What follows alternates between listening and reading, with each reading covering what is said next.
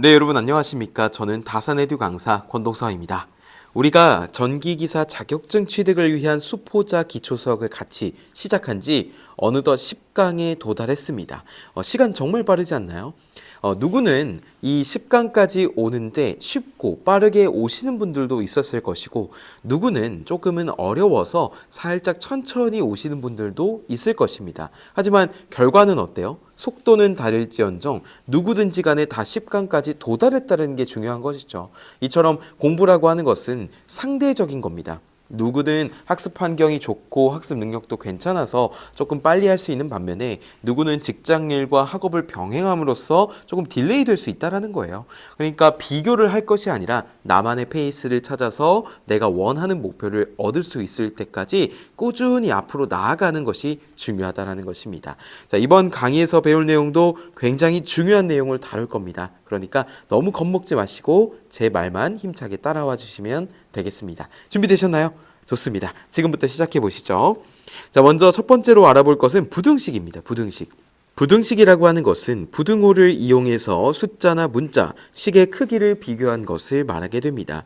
부등호의 종류에는 다음과 같이 네 가지가 있게 되는데요. 우리가 편의상 왼쪽 꺽쇠, 오른쪽 꺽쇠라고 말을 해보면, 자, 왼쪽 꺽쇠와 오른쪽 꺽쇠로만 표현된 것, 이거는 보통 초과 그리고 미만으로 표현을 합니다. 예를 들어서 x가 3보다 크다라고 한다면, 자, x를 뭐 자연수라고 봤을 때는 3을 포함하지 않고 4, 5, 6, 7 점점점 해서 커지게 되겠죠. 만약에 이렇게 꺽쇠가 있고 밑에 가로선이 추가로 있다라고 한다면, 이거는 이상, 이하를 나타내고, 이때 x가 4보다 크다는 큰다인데 크거나 같다라고 표현을 한다면, 이거는 4를 포함해서 4, 5, 6, 7점점점이 될 겁니다. 그래서 우리가 그 값을 포함하면 이렇게 밑에 가로선이 더 있고요. 그 값을 포함하지 않으면 가로선 없이 다음과 같이 표현을 하는 것, 이것이 부등호다. 그렇게 해서 식의 크기를 비교한 것을 부등식이다라고 하는 것입니다. 그 밑에 부등식의 성질을 한번 살펴보겠습니다. 자, 첫 번째, A는 B보다 크고 B는 C보다 큰 것을 만족하면 A가 C보다 크다. 자, 이거는 어떻게 보면 당연한 말인데요. 우리가 숫자를 대입하면 알 수 있어요. A라고 하는 것에 3, B에다가 2를 대입을 하면 3은 2보다 크죠. 그리고 B에다가 2 대입했고 C에 1을 대입하면 2는 1보다 크죠. 따라서 3보다는 1이 더 작으니까 3, 1 이렇게 쓸 수가 있을 것입니다. 그래서 1번 성질 알아두시고요. 두 번째, 등식의 양변에, 양변이라고 하는 건 양쪽 변을 의미하죠. 그래서 A랑 B가 이렇게 있다라고 한다면 A 쪽이 또 하나의 좌변, B 쪽이 하나의 우변이 되어서 둘 다 가리키는 것을 양변이라고 하죠.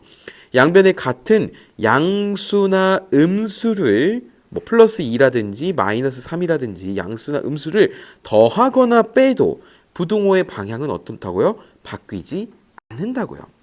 그래서 A는 B를 만족하면 A 플러스 C가 B 플러스 C보다 크고 A 마이너스 C가 B 마이너스 C보다 크다라는 것입니다. 그래서 몇 가지 예시를 적어놨는데, 자, A가 B보다 클 때 A에 2를 더한 것과 B에 2를 더하면, 자, 이것도 마찬가지로 부등호가 그대로 방향이 유지가 되다. 그 다음에 2번, A가 B보다 크다라고 했을 때 A에서 5를 뺀 것과 B에서 5를 뺀 것을 비교하면 당연히 이 왼쪽 부등호가 그대로 유지됩니다. 밑에 음수를 빼보겠습니다. A 마이너스 3 하면 A 플러스 3이고요. B 마이너스 3 하면 B 플러스 3이에요. A가 B보다 크다라고 했으므로 A에 3을 더한 것은 B에 3을 더한 것보다 클 수밖에 없습니다. 다음과 같은 예시가 모두 다 성립하는 것을 알 수 있는 것이죠. 자, 그렇다면 세 번째, 등식의 양변에 이번에는 같은 음수가 중요해요. 음수를 곱하거나 나누면 부등호의 방향은 바뀐다라는 것입니다. 아까는 안 바뀌었잖아요. 아까는 양수, 음수를 더하거나 빼도 바뀌지 않았는데, 이번에는 음수를 곱하거나 나누면 부등호의 방향은 바뀐다라는 겁니다. 첫 번째, A가 B보다 커요, 일단. 그런데 A에다가 마이너스 2를 곱한 것이 있고 B에다가 마이너스 2를 곱한 것이 있어요. 그러면은 A가 예를 들어 4고 B가 예를 들어 2라고 해보겠습니다.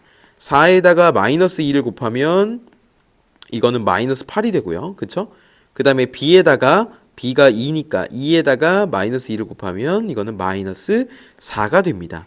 자, 마이너스 8과 마이너스 4 중에 뭐가 더 커요?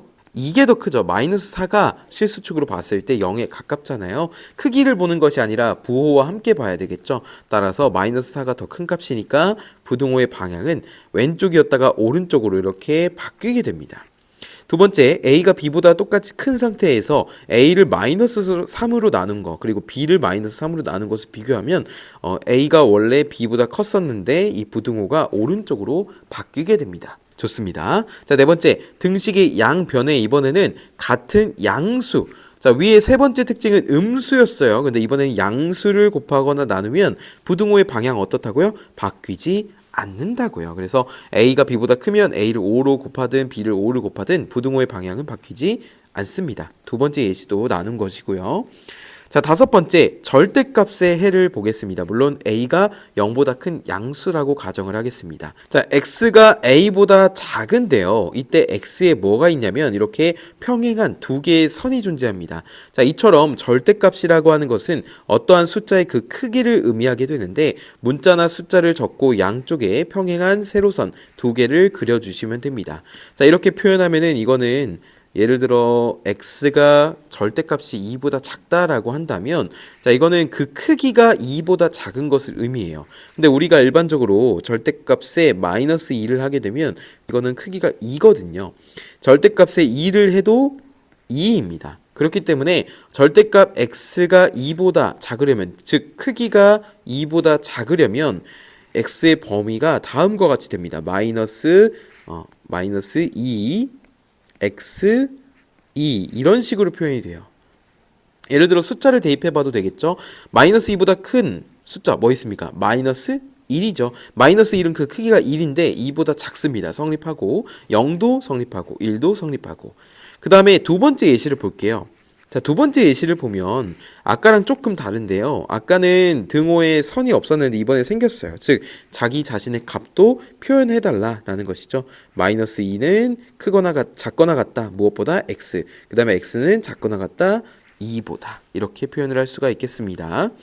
자, 세 번째, 절대값 x가 이번에는 a보다 크다라고 할게요. 자, 이럴 경우에는 작은 것보다는 작고 큰 것보다는 크다라고 보시면 돼요.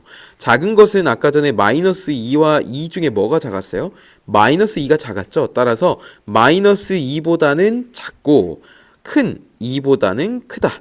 등호가 이렇게 있다라고 할지라도 마이너스 2보다는 작거나 같고 2보다는 크거나 같다라고 표현을 할 수가 있겠습니다. 절대값의 해도 우리가 자격증 공부를 할 때 굉장히 중요하게 되니까 이 부분을 조금 다른 숫자라든지 문자를 대입해서 연습해 보시면 좋을 것 같습니다. 그 다음에 1차 부등식을 한번 보겠습니다. 1차 부등식이라고 하는 것은 이항 정리했을 때 최고 차항이 1인 부등식을 의미합니다. 우리가 이런 것들이 또 있었죠. 바로 방정식, 1차 방정식이 있었는데 자, 부등식을 이렇게 썼을 때 우리가 구하고자 하는 x의 범위를 구하기 위해서 이 4라고 하는 것을 우변으로 넘겨주면 마이너스 4가 되고요.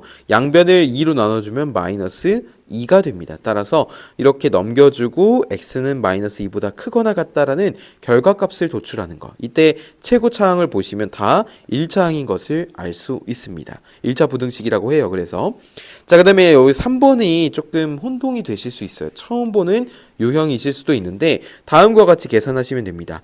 x-3의 절대값이 있고 이거는 3보다 작거나 같다라고 해놨잖아요. 그쵸? 자, 그런데 x-3에 지금 뭐가 쓰여져 있냐면 절대값이 쓰여져 있단 말이에요. 자, 이 절대값을 벗겨주면 어떻게 됩니까? 범위가. 자, 이거는 마이너스 3이 이렇게 생기게 됩니다. 맞습니까? 절대값을 벗기면 이 위에서 5번의 요 특징에 의해서 다음과 같이 정리가 되거든요. 자, 그런데 지금 우리가 구하고자 하는 것은 가운데 있는 x입니다. 그런데 불청객이 있죠. 바로 마이너스 3을 지워줘야 돼요. 그러면 여기에도 동일한 덧셈을 해줘야 됩니다. 동일한 덧셈 뺄셈은 부등호의 방향을 바뀌게 하지 않으니까요. 자, 그래서 x-3을 x로 바꿔주기 위해서는 여기에 무엇을 더해줘야 됩니까? 바로 3을 더해줘야 됩니다. 그래서 마이너스 3에 3을 더해주면 0이고 x-3에 3을 더하면 x고 3에다가 3을 더하면 6이 되는 거예요. 그래서 0보다는 크고 6보다는 작거나 같은 그런 x가 완성이 되는 것입니다. 세 번째로 2차 부등식에 대해서 알아보겠습니다. 우리가 이항 정리했을 때 최고차항이 2인 방정식을 2차 방정식이라고 했죠. 해가 두 개가 있었잖아요. 자, 이렇게 해가 두 개를 가지고 있는 것을 2차 방정식이라고 했다면 이번에는 그 해에 해당하는 범위를 가지는 것을 2차 부등식이라고 합니다. 사실 2차 부등식이라고 하는 것은 굉장히 중요한데요. 우리가 어떤 x의 범위를 구하는데 굉장히 효과적입니다. 예를 들어서 첫 번째 케이스로 x 플러스 마이너스 a, x 플러스 마이너스 b가 0보다 크다. 자, 이거는 0을 포함하지 않는다는 소리죠. 자, 이럴 때 값은 작은 수보다는 작고 큰 수보다는 크다. 자, 이게 무슨 말이냐? 밑에 있는 예시 볼게요. x-2, x-3의 곱이 0보다 크다라고 했어요. 이 x-2의 해는 0이 되는 해는 x는 2입니다. 그 다음에 x-3의 0이 되는 해는 x는 3이에요. 2와 3 중에 뭐가 더 커요? 3이 더 크죠. 그렇기 때문에 3보다는 x가 큰 값을 가지게 되고요. 범위를. 작은 2보다는 작은 범위를 가지게 됩니다. 밑에 있는 예시도 동일하게 되고요. 마찬가지로 이 부등호를 밑에 가로선을 추가하게 된다면 이번에는 이 가운데 해당하는 자기값을 포함을 하게 됩니다. 자, 이번에는 0보다 작은 경우예요. 아까 1번, 2번 예시에서는 0보다 큰 경우였다면 이번에는 0보다 작은 경우입니다. 이럴 때는 작은 수보다는 크고 큰 수보다는 작아요. 즉 범위가 약간 예쁘게 나오게 됩니다. x-2, x-4가 0보다 작다라고 했다면 x가 0이 되는 해인 x는 2와 x는 4라는 해가 있을 때 자, 2가 더 작잖아요. 그래서 2보다는 x가 더 크고 4보다는 x가 더 작다라고 명시할 수가 있다라는 거예요. 그리고 x 플러스 2, x 마이너스 3은 0보다 작다라는 것이 있다면 마찬가지로 이 마이너스 2와 3은 포함하지 않으면서 범위를 다음과 같이 갖게 됩니다. 자, 만약에 여기에 부등호로 이렇게 가로선이 추가가 된다면 그 숫자도 같이 포함이 되겠죠. 이거 굉장히 중요합니다. 자, 그 다음에 행렬에 대해서 알아보겠습니다. 행렬이라고 하는 것은 여러 문자나 숫자를 사각형 모양으로 배열해서 괄호로 묶어 표현한 것을 의미하게 돼요. 그래서 행이라고 하는 것은 우리 일상 속에서 그리고 열이라고 하는 것도 일상 속에서 쉽게 접해 보셨을 텐데요. 행이라고 하는 것을 행렬에서 의미하는 것은 성분을 가로로 배열한 줄. 그래서 위에 같은 경우에는 행이라고 하는 것은 하나, 둘, 하나, 둘, 하나, 둘, 셋 이렇게 해서 2행, 3행이라고 부르게 됩니다. 그 다음에 열입니다. 열은 행렬에서 성분을 세로로 배열한 줄로 자, 열 하나, 열 두 개, 열 세 개가 되는 것이죠. 그래서 하나, 둘, 셋, 1열, 2열, 3열 이렇게 부르게 됩니다. 그 다음에 m 곱하기 n 이거를 우리가 m by n 행렬이라고 하게 되는데요. 예를 들어서 2 곱하기 2 행렬이면 2행 2열 3 곱하기 2 행렬이면 3행 2열이라는 것입니다. 그래서 m 곱하기 n 행렬이라고 하는 것은 m행 n열 행렬이다라고 표현을 하는 것이죠. 그래서 단위 행렬도 한번 보시면 AA 성분만 1, 나머지 성분은 모두 0인 정사각행렬이다라고 되어 있는데 자, 이때 이 대각선의 방향이 11시에서 5시 방향으로 가게 됩니다. 읽는 것이. 자, 그러면 A, A라고 했으므로 A, A가 어디예요? 자, A11, A11, A22, A11, A22, A33. 자, 이렇게 점점 증가하게 됩니다. 이런 성분만 1이고요. 나머지 성분은 모두 0인 정사각행렬을 뭐라고 부른다고요? 단위행렬이라고요. 그러니까 우리가 어떤 숫자에다가 2를 곱하면 뭐예요? 그냥 그 숫자 그대로 나오잖아요. 이것과 비슷한 개념으로 어떤 행렬을 단위 행렬을 곱하면 그 값은 그대로 된다라는 것을 말씀드리고 싶습니다. 그래서 행렬의 성질을 살펴보면 다음과 같이 돼요. 행렬의 실수배라고 하는 것이 결합, 분배 법칙이 성립한다라는 것인데요. 자, 어떤 행렬 A가 있을 때 여기에다가 2를 곱하게 된다면 자, 이거는 2라는 숫자가 1행 1열과 1행 2열, 2행 1열, 2행 2열 이렇게 모두 다 곱해지더라라는 것입니다. 그래서 이렇게 결합 분배 법칙이 성립을 하는 것을 알 수가 있고요. 0.5A라는 것도 자, 0.5에 이렇게 A11, A12, A21, A22가 있다면 0.5가 각각 하나씩 곱해져서 다음과 같이 표현이 된다는 것입니다. 자, 행렬의 덧셈뺄셈을 보겠습니다. 행렬의 덧셈뺄셈은 조건이 있는데요. 바로 같은 형태일 때만 가능하다라는 거예요. 앞에 행렬이 1, 곱하기 3행렬이라고 한다면 뒤에 더해지는 것도 1 곱하기 3행렬이어야 되고요. 앞에 있는 행렬이 2 곱하기 2다. 그럼 뒤에 있는 행렬도 2 곱하기 2여야지만 덧셈 뺄셈이 가능하다라는 것입니다. 이거는 같은 성분끼리만 또 연산이 되는데, 자, 2, 3, 5, 마이너스 1을 가진 행렬이 있고요. 3, 4, 0, 5를 가진 행렬이 있어요. 이럴 때 덧셈은 그냥 각 자리에 있는 것끼리 더해주면 됩니다. 이렇게 더해주면 쉽게 계산할 수가 있어요. 자, 그리고 2번 예시도 마찬가지고요. 그런데 곱셈은 조금 말이 다릅니다. 곱셈은 조건이 있어요. 앞 행렬의 열, 뒤에 있는 행렬의 행이 같아야 된다라는 거예요. 형태가 같아야 된다라는 겁니다. 자, 그래서 무슨 말이냐? 예를 들어서 앞에 있는 행렬이 2 곱하기 2 행렬이다. 2 곱하기 2 행렬이에요. 그러면은 하나, 둘, 셋, 네 개가 있죠. 자, 이럴 때는 뒤에 있는 행렬은 2열, 2행 2열이니까 여기는 열이 2개잖아요. 앞에 있는 게. 그러면은 뒤에 있는 행렬은 2행이 나와야 된다는 거예요. 2행. 자, 이렇게 해서 그릴 수가 있겠죠. 2행 2열이어도 되고 2행 1열이어도 되고 2행 3열이어도 됩니다. 그냥 앞에 있는 이 행렬의 열의 개수와 뒤에 있는 행렬의 행의 개수가 두 개로 일치하기 때문에 이때는 곱셈이 가능하다라는 거예요. 자, 그래서 예시를 보시면 조금 더 이해가 잘 되실 거예요. 우리가 앞서 앞행렬의 열과 뒤행렬의 행이 같아야 된다라고 했는데 바로 이 곱셈하는 방법 때문에 그렇습니다. 형광펜을 따라오세요. 자, 하나는 첫 번째는 이렇게 그릴 거예요. 자, 이런 말은 무엇이냐? A11과 B12를 곱합니다. 곱했었어요. 자, 그 다음에 더하기 와야 돼요. 빼기 아니에요. 더하기. 자, A12와 B2를 곱해준다. 그것을 어떻게 한다? 더해준다라는 것입니다. 자, 두 번째로 이 A11, B12 플러스 A12, B2가 어떻게 나오는지 한번 보겠습니다. 자, 똑같이 이 빨간색 형광펜을 따라오세요. 자, 이렇게 곱해주시고 이렇게 곱해주는 것을 이용하게 될 건데, 자, 어떻게 곱하냐라고 했을 때는 이 손을 따라오세요. A11과 B12를 곱해요. 자, 그 다음에 A12와 B2를 곱합니다. 자, 그것을 더해주게 되면 이렇게 계산되는 행렬의 두 번째가 완성이 됩니다. 세 번째는 어떻게 하냐면요. 자, 이 부분을 채워야 되는데, 맞습니다. 자, 이렇게 계산을 하셔야 되죠. 어떻게 하냐면 A21과 A22 그리고 B21과 B21. 만약에 이 부분을 한다라고 한다면 어떻게 해야 될까요? 이 부분을 한다 그러면 자, 이렇게 A12, A2와 B12, B2로 할 수가 있겠죠. 그래서 색칠을 좀 해보면 다음과 같이 색칠이 되는 것을 알 수 있겠습니다. 그리고 밑에 있는 행렬은 우리 전력공학에서 그리고 제어공학에서도 많이 보는 형태의 행렬인데요. 자, 이 부분 같은 경우에는 앞에는 2 곱하기 2 행렬이고요. 열이 2개입니다. 뒤에는 2행 1열, 2 곱하기 1 행렬이고요. 열이 2개예요.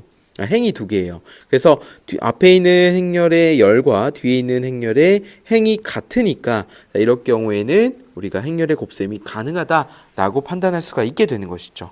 제가 이렇게 예시와 정답을 적어놨는데 한번 계산을 해보시고 이 결과값이 동일하게 나오는지 판단해 주시면 좋겠습니다. 자, 그 다음에 determinant A라고 하는 것입니다. 이거는 우리 행렬식이라고 불러요. 그래서 determinant A라고 표현을 한다면 이거는 행렬식을 구하라는 것이구나 라고 이해를 해주시면 됩니다. 그러면 1 곱하기 1 행렬이라고 하는 것은 determinant A는 그냥 A라고 할 수밖에 없죠. 왜냐면 하나밖에 없으니까. 두 번째, 2 곱하기 2 행렬일 경우에는 determinant A는 AD-BC입니다. 자, 이거 어디서 많이 보셨죠? AD-BC. AD는 우측으로 대각선, BC는 좌측으로 대각선해서 AD-BC로 우리 쓰면 됩니다. 2 곱하기 2 같은 경우에는. 자, 여기 예시가 있는데요. 5와 마이너스 2, 2, 3이 있어요. 자, 이럴 경우에 데터미넌트는 어떻게 구합니까? 5, 3, 15, 2, 2는 4인데 마이너스 2가 있잖아요. 그러니까 15 마이너스 4가 있으니까 이거는 19로 나가주시면 되겠습니다. 자, 그 다음에 A라고 하는 것이 마이너스 2, 1, 마이너스 6 이렇게 있다라고 한다면 데터미넌트 A는 12라고 할 수 있겠습니다. 다음은 3x3 행렬입니다. 사실 3x3 행렬이라고 하는 것은 우리 회로 이론 및 제어공학을 공부할 때 꼭 알아야 하는 계산 문제입니다. 그래서 3x3 행렬이라고 하는 것을 A부터 I까지 총 9개의 요소로 구성되어 있다라고 가정을 한다면 3x3 행렬의 데터미넌트 A, 즉 행렬식을 구하는 방법에 대해서 함께 알아보겠습니다. 자, 먼저 3x3 행렬을 써주시고요. 이때 A와 B와 C의 부호를 풀로 적어주세요. 자, 이 상태에서 A의 동그라미를 치고 E, F, H, I만 포함한 즉 서브 매트릭스를 작성하게 되고요. 자, 그것을 식을 표현을 하면은 A라고 하는 것을 맨 앞에 적어주게 되고 그 다음에는 AD-BC 기억하십니까? 우리 AD-BC 자 이렇게 EI-FH가 됩니다. 자 그 다음에 두 번째 A, B, C가 있어요. 방금 A 했잖아요. 이번엔 B에 대해서 한번 해보겠습니다. B에 대해서 B를 동그라미 치면 일단 개수의 부호가 뭐예요? 마이너스예요. 그래서 우리가 마이너스 B를 기준으로 해서 서브 매트릭스를 D와 G 그리고 A, F와 I로 놓는다라는 거죠. 그래서 우리가 B는 DI 이렇게 대각선 그 다음에 마이너스 FG 이렇게 표현을 할 수가 있겠습니다. 자, 그 다음에 마지막으로 CDH-EQ라고 표현을 하겠습니다. EG네요. EG. 자, A, B, C가 있어요. 자, 이럴 때 C의 부호는 플러스였습니다. 따라서 C를 기준으로 서브 매트릭스를 완성을 하면 DH-EG가 되는 것입니다. 여기까지 우리가 3x3의 행렬식을 구하는 방법이고요. 자, 이렇게 구했으면 AEI-FH와 BDI-FG와 CDH-EG가 더해지게 되고요. 이 전체 값이 뭐가 되는 겁니까? 행렬식이 되는 겁니다. 사실 전기 자격증에서 이런 행렬식을 구하는 문제는 너무 복잡한 문제는 나오지 않습니다. 왜냐하면 그 문제를 해석하고 검산하는데 굉장히 시간이 많이 필요하기 때문이죠. 다만 이렇게 간단한 숫자를 보통 이용을 하는데 그것을 이용하면 쉽게 풀어낼 수 있기 때문에 꼭 이 방법을 숙지를 해놓으시길 바라겠습니다. 자, 그래서 디터미넌트 A라고 하는 것은 결국에 다음과 같이 구할 수가 있더라. 그래서 가운데 개수의 부호만 마이너스라는 것을 조금 눈여겨보셔야 될 것 같아요. 우리가 쉽게 생각을 하다가 보면 아직까지도 질문을 많이 하시는 게 나는 이 마이너스를 쓰기 싫다. 그럼 어떻게 바꿔 쓸 수 있어요? 이거 바꿔 쓸 수 있어요. 꼭 마이너스가 아니라 B에다가 FG-DI가 됩니다. 자, 이럴 때 FG라고 하는 것은 FG라고 하는 건 이쪽 대각선이에요. 근데 우리가 방금까지 서브 매트릭스 계산할 때 11시에서 5시, 1시에서 7시를 했잖아요. 그래서 11시, 5시, 1시, 7시, 11시, 5시, 1시, 7시 11시, 5시, 1시, 7시로 하려면 이렇게 마이너스로 해야 되고 아니다 나는 마이너스 안 하고 그냥 다 플러스로 할 거야 라고 한다면 자, B 개수를 써주고 이렇게 반대 방향으로 선을 그어서 계산해 주시면 되겠습니다. 자, 이번 강의에서 마지막이죠. 바로 역행렬에 대해서 깔끔하게 배우고 마무리 짓겠습니다. 역행렬이라고 하는 것을 살펴볼 때 대표적으로 우리 자격증 분야에서 쓰이는 게 바로 2x2 행렬입니다. 이때 A라는 행렬을 A, B, C, D라고 한다면 단위 행렬을 1, 0, 0, 1이라고 할 수가 있어요. 즉 A,A의 행렬만 제외하고 요소만 제외하고 나머지는 0인 요소도 나머지는 1이고 그쵸? 자, 이럴 때 2x2 행렬의 A의 역행렬은 무엇이냐라고 했을 때는 우리가 방금 전에 여기에서 구했던 디터미넌트 A가 있습니다. 이 행렬식의 값을 1로 가져오게 되는 거예요. 가져올 때 어떻게 가져오냐? 역수의 형태로 가져옵니다. 즉 여기 2x2 행렬의 예시 보면 A라는 행렬식이 지금 10이 나왔거든요. 자, 1로 가져오면 어떻게 돼요? 그러면 10분의 1이 됩니다. 10분의 1은 뭐예요? 0.1이죠. 따라서 여기에 나오는 행렬에다가 0.1을 곱한 것이 된다. 자, 그런데 이 행렬의 위치도 살짝 다르죠. 하지만 어렵게 생각하실 거 없습니다. 바로 이렇게 생각하시면 돼요. 자, AD-BC분의 1이 이 디터미넌트 A분의 1이었다면 이번에 이 행렬에서는 A와 D의 위치는 서로 바꿔줘요.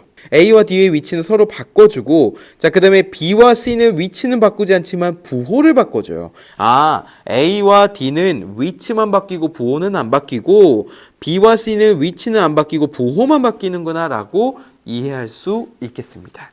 자, 그리고 A라는 행렬에다가 A의 역행렬을 곱하면 i가 됩니다. 우리가 일반적으로 논리식을 계산할 때도 다음과 같이 계산이 되는데요. 어쨌든 행렬에다가 역행렬을 곱하게 되면 그것은 곧 단위 행렬이 됩니다. 그래서 1번을 보시면 a는 2, -2, 1, 4라는 행렬이라고 2 곱하기 2 행렬이라고 했을 때 a의 역행렬은 다음과 같습니다. 먼저 행렬식을 써야 되는데 행렬식을 역수로 표현하기 위해서 AD-BC가 행렬이잖아요. 그렇죠? 여기 2 곱하기 2 행렬에서는 이것분의 1을 해줄 거예요. 그러면 A가 2, B가 -2, C가 1, 4가 D잖아요. 그래서 AD 하면 2 곱하기 4 하니까 8이 되고 BC 하면은 -2 곱하기 1이니까 -2가 되고 따라서 AD BC를 하게 되면은 이거는 10이 나와서 우리가 여기에 10분의 1이라고 적은 겁니다. 그리고 2와 4의 위치는 바뀌는데 부호는 그대로고요. -2와 1은 자리는 바뀌지 않는데 부호만 바뀐 거예요. 그래서 여기에다가 0.1을 추가로 4개 다 곱해주게 되면 다음과 같은 식이 나오게 됩니다. 자, 그리고 밑에 있는 예시도 한번 시간 나실 때 꼭 풀어보시는 것을 권장드려요. 제가 정답은 적어놨습니다. 네, 이렇게 해서 수포자를 위한 전기기사 기초수학 강의를 마무리 지어 보겠습니다. 우리가 지난 강의를 되돌아보면 첫 번째 내용부터 시작해서 어느덧 지금 부등식과 행렬까지 배우는 과정이 짧게 느껴졌을 거예요. 누군가는 길게 느껴졌을 수도 있습니다. 하지만 그것은 잘못된 게 아니에요. 학습 환경과 학습 여건이 계속 제가 다르다고 말씀을 드리잖아요. 그러니까 남들과 비교하지 말고 이번에 배웠던 내용을 토대로 앞으로 내가 취득할 자격증 공부까지 쭉 정진하시길 바라겠습니다. 또 학습을 하시다가 궁금하신 내용이 있으시면 언제든지 저에게 말씀해 주세요. 제가 언제나 여러분의 곁에서 힘껏 돕겠습니다. 자, 그리고 이렇게 단편으로 구분되어 있는 것을 제가 영상 통합본을 올려드릴 거예요. 그 부분에 어느 부분에 몇 분 몇 초 이렇게 해서 타임라인까지 작성을 해드릴 테니까 조금 더 편리하게 학습을 하실 수가 있을 겁니다. 그것을 잘 활용해 주시면 좋겠습니다. 자, 저는 다음에 더 좋은 콘텐츠로 여러분께 인사드리겠습니다. 감사합니다.